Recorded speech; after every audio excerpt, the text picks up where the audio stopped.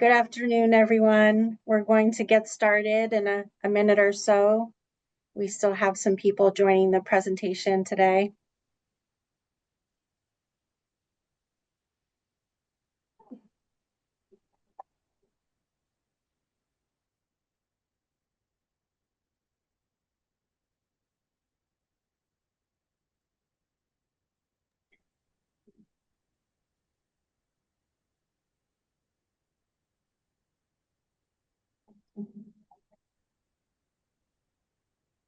Good afternoon, everyone. Thanks for joining us today. We're so happy that you're here with us as part of MOVA's Victims' Rights Month webinar series. My name is Lisa McHugh. I'm the Director of External Engagement.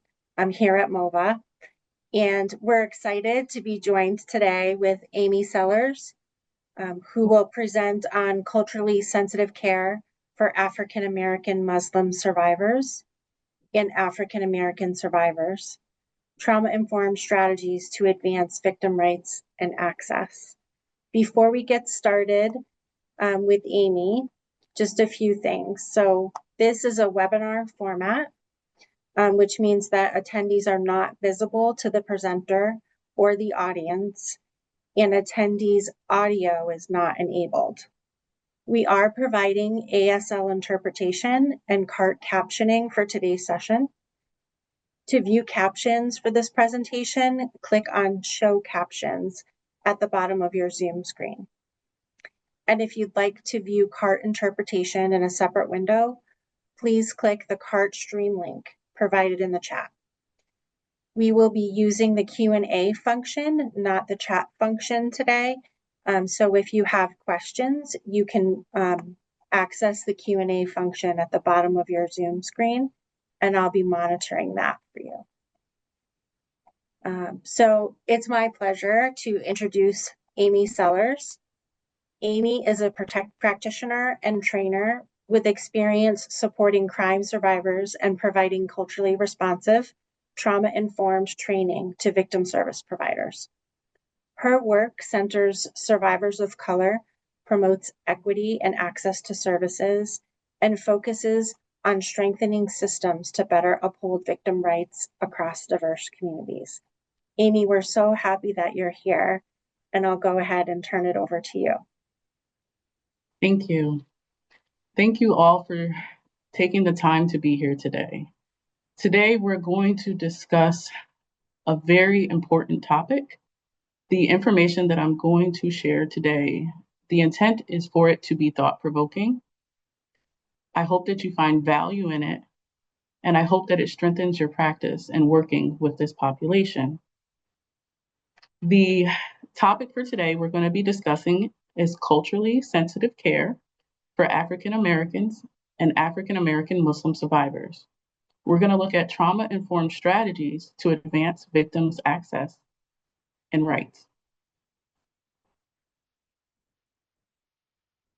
I want to begin by creating a safe space for learning. With that, I want to define what a safe space means. A safe space means that we welcome fresh ideas, that we welcome fresh thoughts and perspectives. I want you to be able to take what you need, as well as assuming good intent. Like I said, the information is going to be thought-provoking. It also may be a little bit uncomfortable for some of the information that is provided. However, this information that is being provided, it is not often discussed in these spaces. I also would request that we all are respectful and that we agree to openness in the information that is being shared. So I ask you all, does this help you feel comfortable in a learning space? I hope it does. 5 areas that we're going to discuss today in regards to the topic are: 1, we're going to define what trauma-informed care is and its core principles. We're going to, number 2, understand how historical, racial, and trauma impacts African Americans and African American Muslim survivors. We're also going to look at culturally culturally responsive and anti-oppressive strategies in practice. I often call these the principles in action. Number 4, we're going to recognize and address implicit biases and reduce systemic barriers. And number 5, we're going to build trust and engagement using strength-based approaches. We're going to actually learn how to put these strategies into practice. But before we begin, we need to discuss and set the tone to understand what is trauma. For the purpose of this webinar, trauma is going to be defined as a strong emotional response to scary, painful, or upsetting experiences that can affect someone for a very long time. This happens on the individual, collective, and historical level.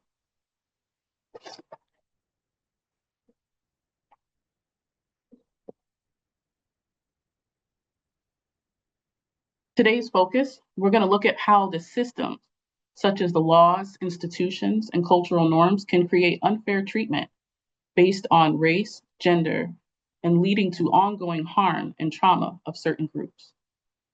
We're also going to look at how this impacts systemic racism and gender trauma.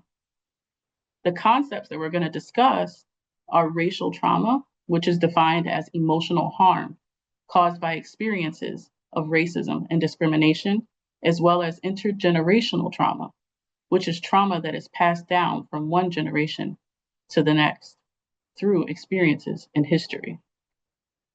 Now we're going to turn our attention to see these concepts in practice and to see the historical perspective of how this has impacted African Americans.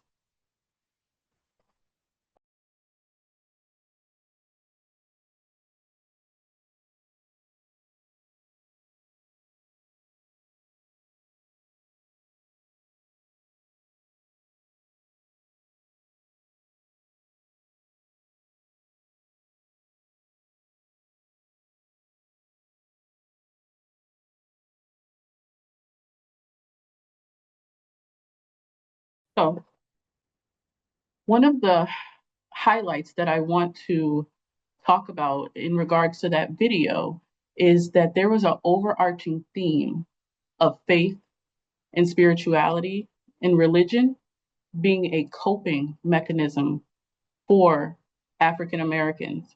And as you will see later on, for African American Muslim survivors as well. Trauma impacts the whole being of a person. So now we're going to turn and talk. We're going to do a quick poll.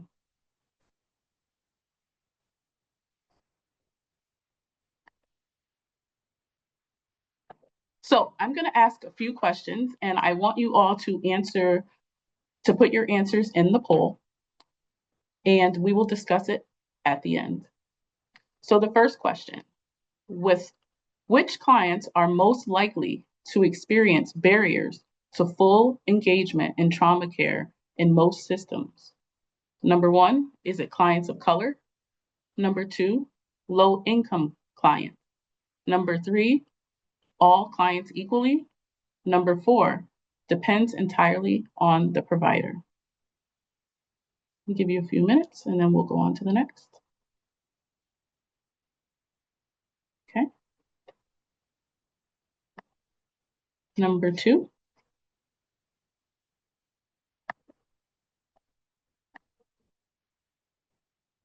If 2 clients receive the same intervention but have different outcomes, what is most likely the reason? Number 1, intervention was ineffective. Number 2, the client's identities and context shaped the experience. Number 3, one client was more motivated.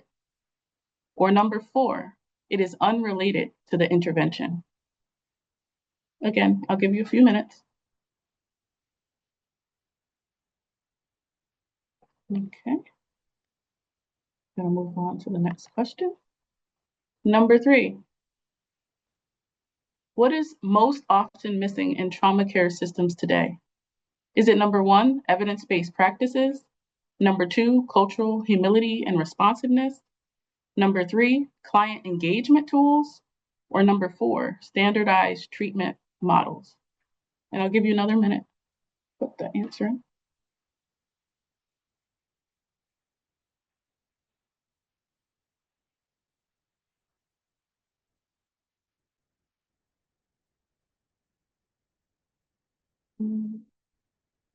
Okay, I see the answers coming in now.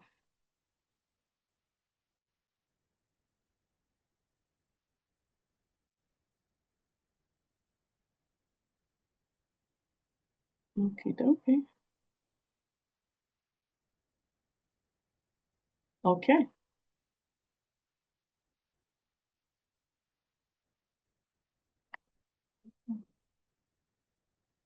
I'm going to share the results.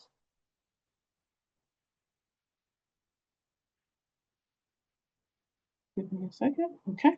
So let's talk a little bit about those results. So the answers to those polls might surprise you. The answer to the poll is that each and every one of those answers are correct, and it's depending upon the circumstances. Okay, let me get my slides back up.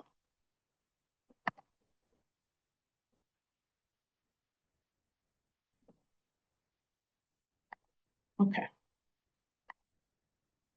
And why is this important? This is important because a one-size-fits-all trauma care does not work. Trauma care needs to be individualized because of the many reasons that were discussed earlier in terms of laying the foundation of the historical context of trauma. It is important that us as providers are looking at each client as individuals. So now we're going to turn our attention a little bit, to deepen our understanding of our trauma-informed care. We're going to take a look and explore how racial biases work and what impact that has on trauma-informed care.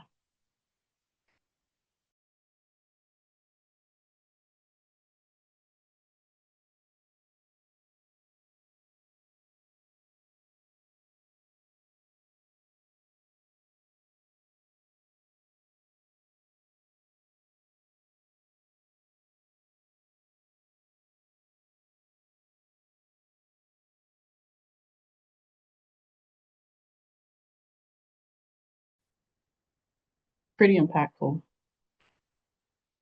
I want us to think about the impact that racial biases plays in everyday life. As a provider, we all hold them, whether we're aware or not. Racial bias is something that is conditioned by social media, communities that we've been raised in, our upbringing. It is subconscious at times. It is important that we must, one, acknowledge these in working with certain populations, specifically African Americans and African American Muslims. You know, she mentioned that even a 5-year-old child had been conditioned to see his mother and father as scary. That's scary.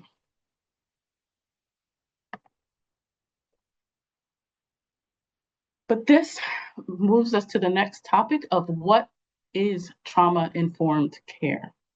How do we approach this? We approach this through trauma-informed care. I'm going to begin by laying the foundation of what trauma-informed care is. It is based on 5 principles of trauma-informed and culturally responsive care. Number 1 is creating a safe environment where clients feel physically and emotionally secure. Like I began this webinar today by asking, what makes you feel comfortable in a learning space? That is a skill that you can bring into your practice when working with the clients that you serve. Number 2, collaboration, engaging clients as partners in their care.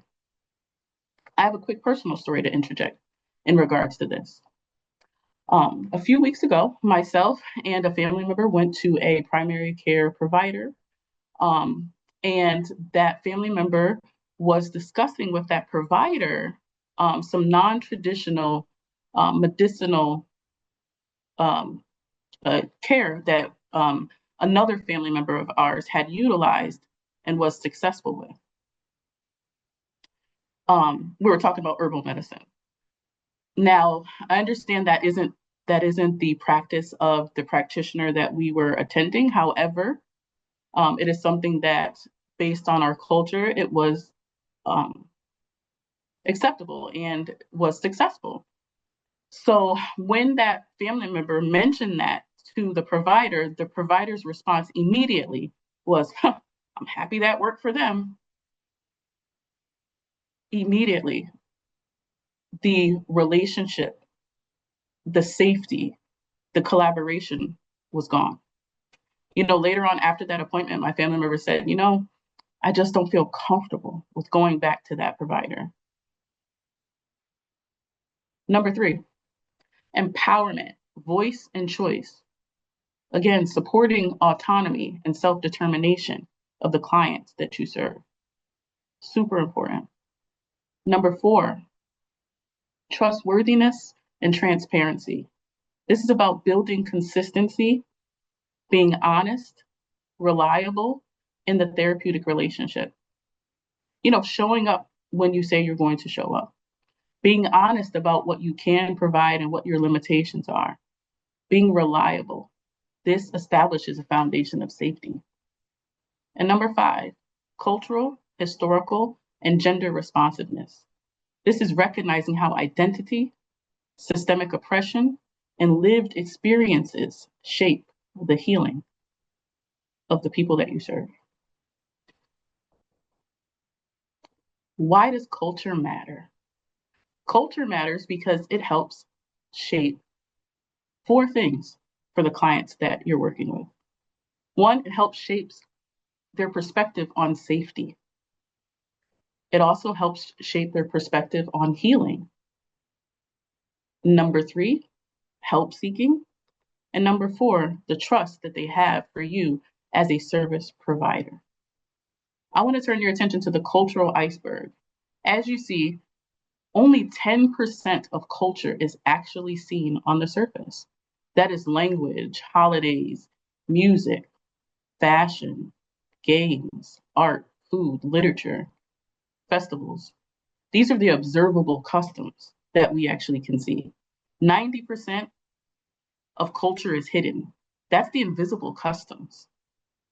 That's the deep culture, the social norms, facial expressions, eye contact or lack thereof, tone of voice, perceptions of time, notions of manners, beauty, cleanliness, attitudes towards elders, relationships, marriage, um, approaches to religion and problem solving, and also decision making. It's important that we keep this in mind when we're working with our clients to understand what is their culture. How does that affect the person that is sitting across from you seeking your help? People will forget what you said, people will forget what you did, but people will never forget how you made them feel. Maya Angelou. I feel like this quote embodies the essence of what trauma informed therapy is. People want to feel good, they want to feel safe, they want to feel respected in the healing process. And as a service provider, you can do that. So now we've come to the point in our webinar that we are going to turn and we are going to have an interview with our special guest, Latifa.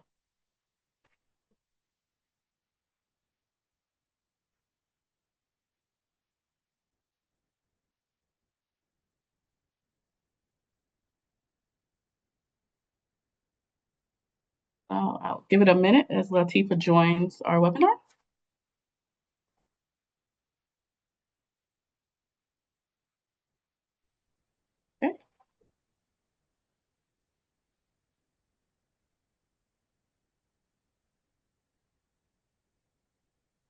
So Latifa is a social service provider providing services to African Americans and African American Muslims, as well as non African Americans as well. Good afternoon. Can you hear me? I'm sorry. Yeah. Oh, no worries. Thank you. Yes. Good afternoon. How are you? I'm good. How are you? Good. Thank you. Thank you for joining us today. Oh, no problem. Okay. So Thank you let's for begin. having me. Thank you very much. So let's begin. So the first question I want to ask is, can you tell us a little bit about what you do and the role that you play and the population that you serve? Um, so my primarily what I do is I determine eligibility for certain public assistance programs such as SNAP, Medicaid, and TANF. Um, I work with low income individuals as well as families, um, people with disabilities, and the elderly. Thank you. All right. And how does your identity shape your approach in your service delivery? Um, I feel like, um, well, I'll just be transparent. Please um, do. for the first 21 years of my life, I was an African American Christian. Um, and now, for this second 22 years of my life, I have been an African American Muslim. Um, both parts of my life, I mean, me in general, I've been a very compassionate person. Um, I try to be fair and just, and I just try to meet people where they are. I think that's what helps me, on my everyday journey. When I interact with people, I don't judge them. I try to put myself in their shoes, because everybody has a rough patch, and everybody can go through a rough patch. So, even with being Muslim, we're taught to be compassionate. Prophet Muhammad sallallahu alaihi wasallam, he teaches us to show compassion to our neighbors. So that's a part of my identity, and that's what helps me on my day-to-day journey through this, being an eligibility worker. Okay. Awesome. Can you tell me what are some of the challenges you see as an African American Muslim woman? Also, in respect to serving the African American Muslim population as well as the African American population. So I can tell you, um, based off of the agency that I work in, there's a fairly large African American Muslim community, um, right in the same county where I work. Um, and that community has been here for well over 40 years. And I know that some of my coworkers have been working there in their positions for well over 40 years. Um, no knowledge of Islam, no knowledge of, just the differences between Muslims and Christians, and like just no, there's just no development as far as understanding Muslims. But there has been a large Muslim community in this county for the past 40 years. Um, and I feel like for myself, it's a challenge for me, being a Muslim and knowing, some of the Muslims in this community, they come to this same agency, to get help.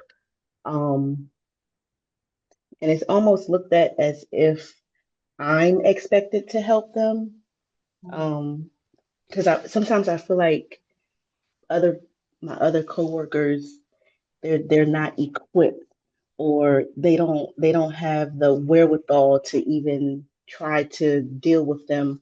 But to me, they're clients just like the rest of our clients. But it's almost it almost seems as if there's an ignorance where you don't want to learn about their culture or you don't want to learn about their religion. Um, and so now that I'm here, I've been here, close to 2 years. It's more so of, when you know how they are, you know, which is discrimination to me. Yeah. Um, so I mean, I've even had to take a stand and say, I'm not. Right. We were given, caseloads, and if that person is not on my caseload, I don't feel like I should have to, do go above and beyond and do extra because you aren't understanding of that person's religion. So, Mm. Well, interesting. I guess the next question I have is how can service providers better address these barriers? um, so I do know, every year we go through training. Um, whether it's civil rights training, security training, just different trainings, as far as being a worker for the state. There are Mm, different trainings that we have to do, but nowhere in those trainings is it any type of cultural training or cultural knowledge or anything like that to help employees gain knowledge of other cultures. mm, Um, it's almost ignored. Um, and we say we don't discriminate based off of race, gender, religion, but religion is a major thing that's discriminated. Um, People, when people come in to do applications, um, if you're covered up as a Muslim woman, typically it's the woman. If you're covered up as a Muslim woman, they're going to ask where you're from. mm, But on the other hand, if you're just a regular person coming in and not covered up, you don't get asked where you're from. mm, It's almost as if you can't be from America and be Muslim at the same time. But that is where you have to get some type of training, because people base things off of what they see in the news, what they see online, but they don't take the time to learn it for themselves.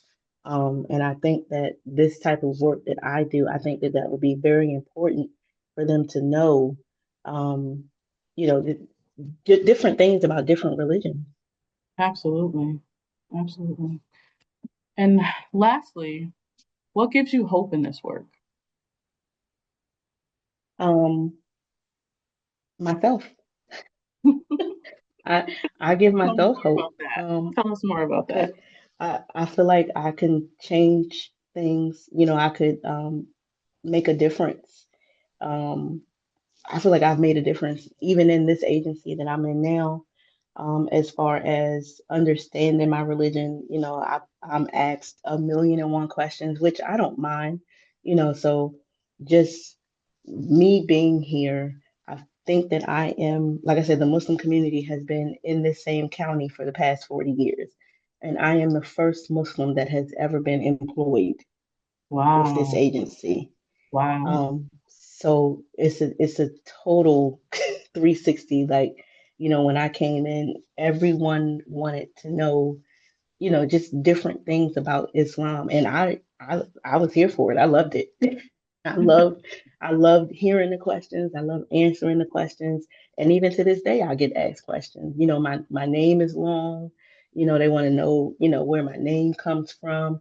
How do you pronounce it? What does it mean? Like, I love, just informing people about my religion because it's something that's overlooked so much that people should know and people should be informed about Islam, Muslims. Hmm. Awesome. Thank you. Thank you so much for this interview. I really appreciate you taking the time out of your day to speak with us, and I will let you get back to the rest of your day. Thank you so much for having me. Thank you. Bye. Bye. Okay. So now we're actually going to take all this information that we've been working diligently through, and we're going to put these principles in action. We're going to discuss today what, as providers, we ensure access to. Miss Latifa did an excellent job at explaining, there are three major things that us as service providers provide to the clients that we serve. Number one is strength. We foster hope and resiliency in the clients. Like she explained, sometimes the clients that are coming to us are not in a position where they feel empowered or connected to resources. We hold those. Number two, coping tools, emotional grounding. As a service, as she was describing, providing access to financial stability is completely emotional grounding and safety for clients who don't have or haven't experienced that. Number three, community connection. This is support and network. Giving them access to differing systems and resources is crucial as survivors are going through the healing process. So strength, coping skills, and community connection is what we provide, putting those principles in action and remembering that each survivor's experience is unique. Now, let's turn our attention to the Muslim African American survivors. As we heard a little bit about Ms. Latifa's story, we're going to talk about how did that look in context.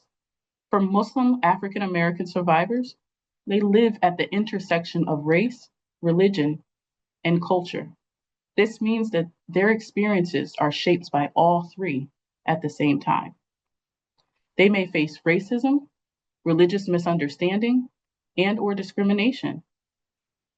And this is challenges of being part of multiple cultural identities here in the United States. At the same time, Islam provides spiritual strength and guidance, while African American cultural traditions emphasize resilience, community, and collective healing.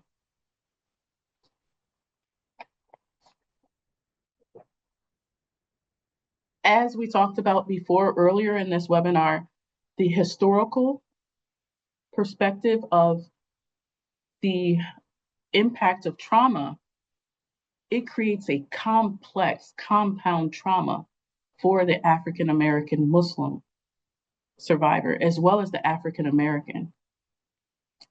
Now we're going to take some time, we're going to turn and we're going to listen to Imam Talib Abdul Rashid of a masjid in Harlem. He's going to talk about the impact of being Black and Muslim in America.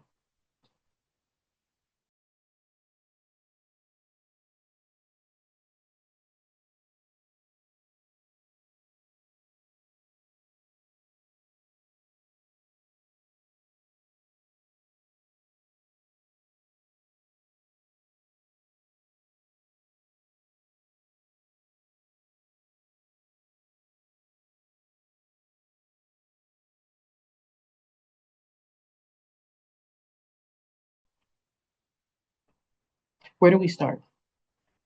This includes providing spaces where survivors are respected in their race and their culture without stereotypes and biases. Affirming them in their faith, including access to prayer-friendly and spiritually sensitive support. This is for African Americans and African American Muslims survivors. As I stated earlier in this webinar, that spirituality and religion is important coping mechanism for both identities. Next, share sharing experiences. They both share in experiences without fear and discrimination.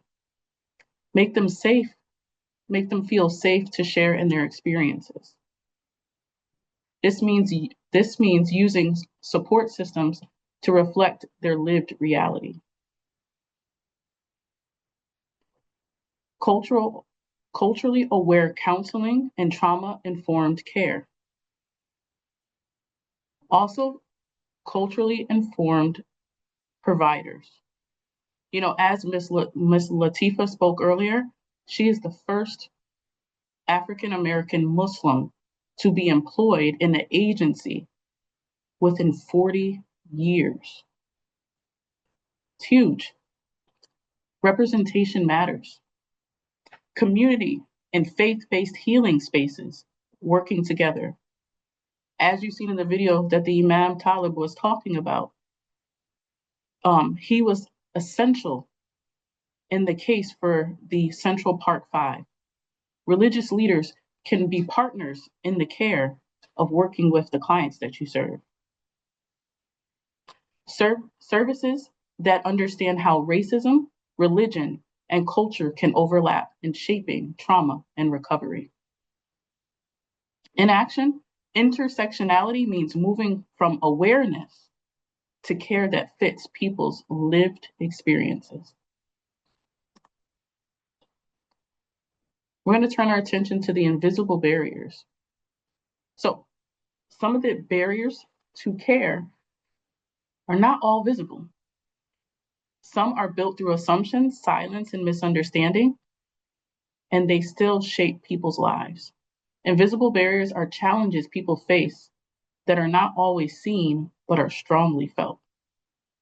They can include things like stereotypes and assumptions about identity, discrimination in subtle or indirect ways, like I talked about the physician and their response, cultural and religious misunderstandings, lack of representation, or feeling not seen in systems. These barriers can affect access to support, safety, and opportunity, even when no visible obstacles are present. In regards to domestic violence support, let's discuss some of the invisible barriers that may be seen in that area. Some of the internal struggles of reconciling with faith and harm. Working with clients of domestic violence, they may struggle with the desire to return to the familiar. Does anyone know the average number of times it takes for a person to leave an abusive relationship? The answer is 5 to 7. 5 to 7 times. That's quite a lot. Factors that play a role are mental health issues, anxiety, lack of confidence, resources, cognitive dissonance, holding two opposing views. Number 2, pressure to conform to stereotypes and societal expectations.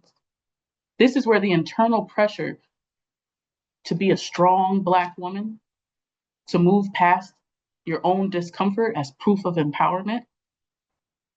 Vulnerability for the African American, whether Muslim or not, is seen as a weakness. This is why it's important for allowing the client to have voice and choice. Number 3, loneliness of having to navigate life after abuse. This is where community support is important.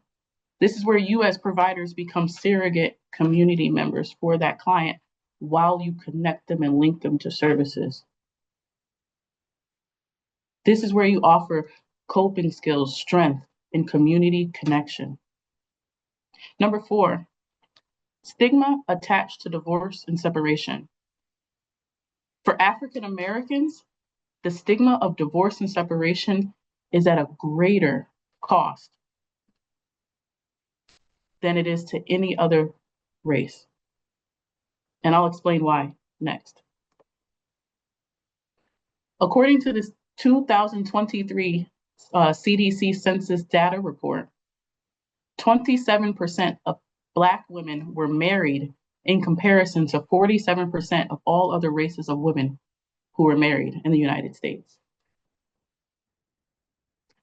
I want you to take a look at the picture that is in this slide. What do you notice?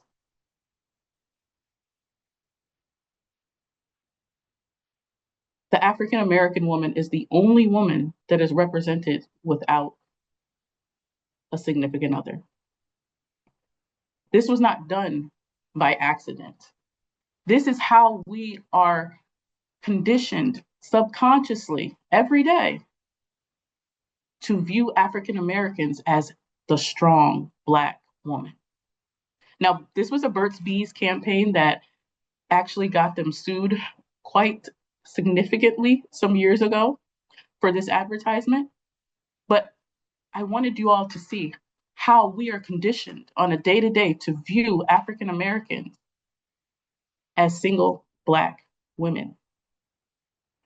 And as the CDC Census report says, there's 27% of African American women that are married, but yet she is not depicted that way.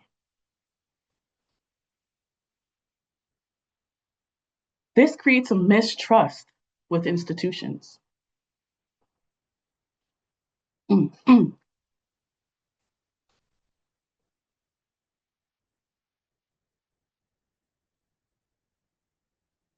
Mistrust towards institutions can stem from historical and racial discrimination. For example, the welfare system was established in 1935 in the United States. The program was originally called Aid to Dependent Children, the ADC. These policies discouraged two-parent households. They actually had a man in the house rule. The rule denied benefits to homes that had an adult male present. This rule was more harshly applied to African American Black families, especially prevalent in the South. It influenced racism and local biases. The welfare system was not originally intended to separate families. However, the unequal enforcement led to disproportionate harm, particularly for Black families. This is another example of why there is a mistrust with the systems that are meant and were intended to serve us.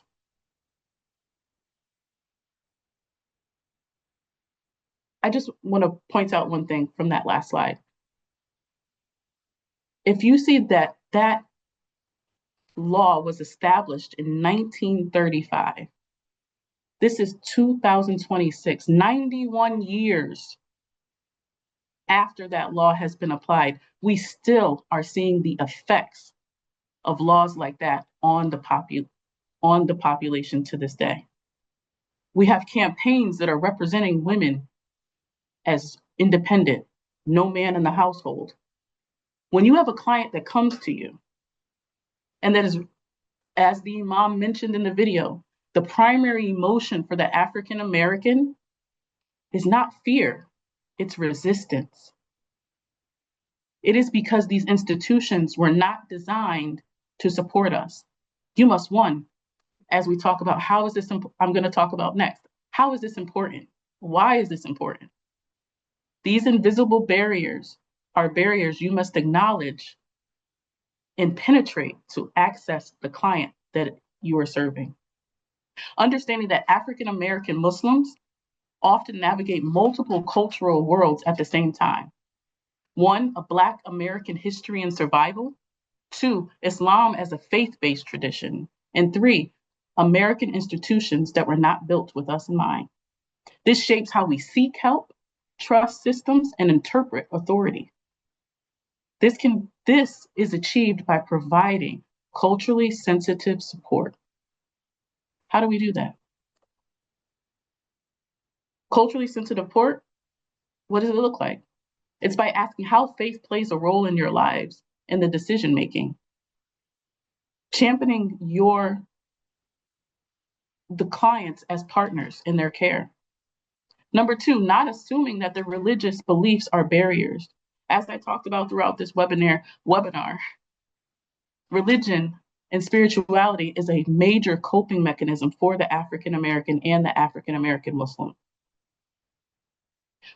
Number three, understanding that strength does not cancel vulnerability.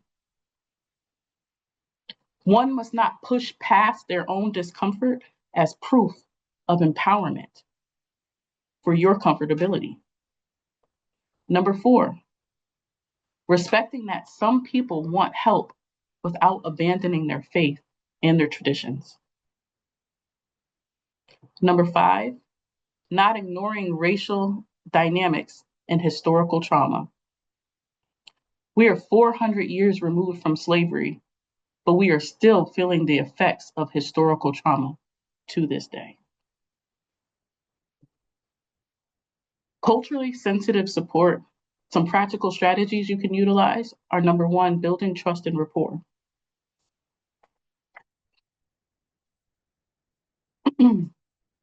Using inclusive, affirming language. When addressing your clients and talking about who they are, address them as ladies and gentlemen, not you guys. Husband and wife, let the client tell you that they're not husband and wife. Don't assume that it's boyfriend and girlfriend, right? Or partner, right? You can also say partner. Respectful language is important. No baby mamas and baby daddies. Using language that affirms the client is important. Centering client voice and autonomy, like I've been talking about, voice and choice. Allowing the client to be a partner and a champion in their care. Avoid re-traumatization. This is particularly important when it comes to documentation. Now, I've been working in this field for about 18 years, and this is one thing that I have noticed when working with clients of the African American and the African American population. There is so much power in documentation and the language that you use to describe the clients that you serve. For example, if you have a client that is African American, they are passionate. They are often described as aggressive. If you have a client that is non-compliant, we can start to use language and say that they are frustrated with the system. They are frustrated with the systemic barriers with the system. You know, I want to also point out that in mental health, diagnoses show up differently for the African American and African American Muslim. Depression in African Americans is presented differently than any other race. As an African American, depression shows up as hypervigilance, anxiousness, and sometimes aggression. Classic representation of depression is weepiness, withdrawn, crying, sad. I often say that depression is a luxury that is not afforded to the African American. African Americans must push past their own discomfort. And this is important when working with this client, that you can re-traumatize this client by how you document their behavior. The next one, incorporate spirituality and community and storytelling. As you've seen today, there were many stories that were told. Storytelling, community, spirituality is very important for the African American. As Imam Talib talked about, we came from different ships and we are all in the same boat. The African American comes from Africa, and in Africa they are tribal and communal in the way that they live. However, many African Americans and African American Muslims are what we consider foundational Black Americans, which means that we do not have ties to Africa. We have lost our ancestral roots, unfortunately. However, community, storytelling, these are cultural practices that are important for an African American. Strength-based and healing-centered approaches. These are how you put the practical strategies for your culturally sensitive support. We're going to turn our attention to what it is like being Black in America. This video does an excellent depiction of wrapping things together.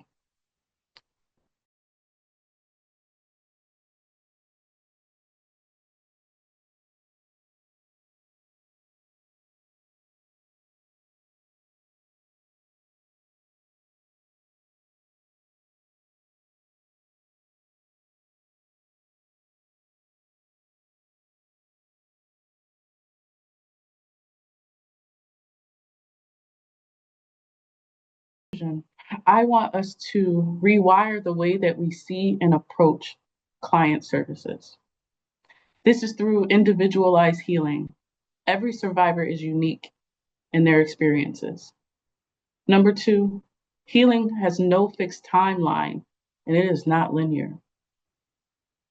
Number three, actions drive change. Growth comes through action, not just awareness. Practicing new behaviors helps rewire the brain and supporting healthier patterns. Changing the way that we document, changing the way that we approach clients is critical. Number four, impact of historical and racial trauma. Historical and racial trauma influences access to, trust in, and use of support systems. We can't pretend or ignore the impacts of racial trauma and why the clients are resistant to the services. Number five, faith as strength. For many Muslims and African Americans, faith is a source of resilience, empowerment, even healing. It's not an oppression. Number six, the power of resources. Access to the right information and support services can be life-saving. And number seven, cultural awareness and accountability. Misinterpretations of faith and traditions can cause harm. Providers must examine their own biases to create a safe and supportive spaces.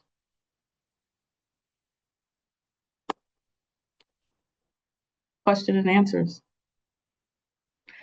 I thank you all for taking the time out of your day and spending it with me. I hope that this information was impactful. Like I said, I hope that it was thought-provoking and that you found value in this webinar today.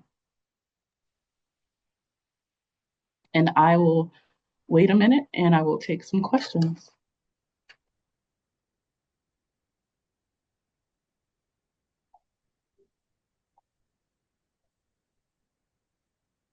Thank you, Amy, so much for your presentation today. Just monitoring the question and answer function. I don't see any questions yet, but we'll just hang on for another minute and hope that people take this opportunity to ask some questions.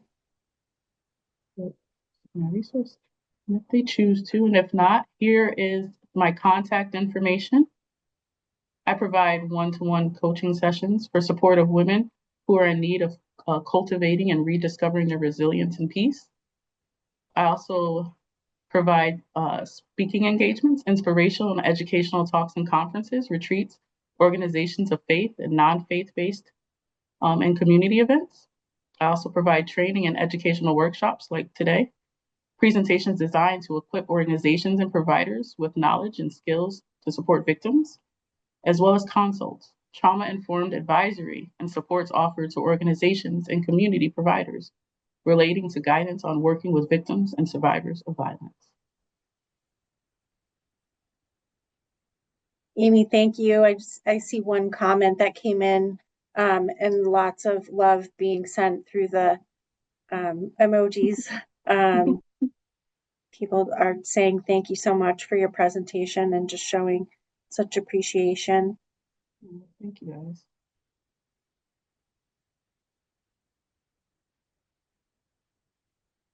Just hang on for another minute.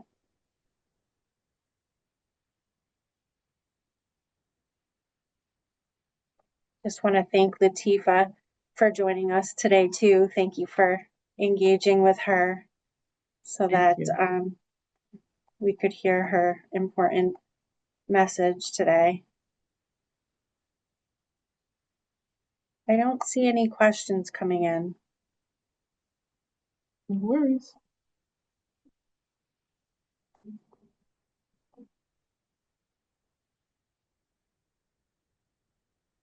Seeing some appreciation.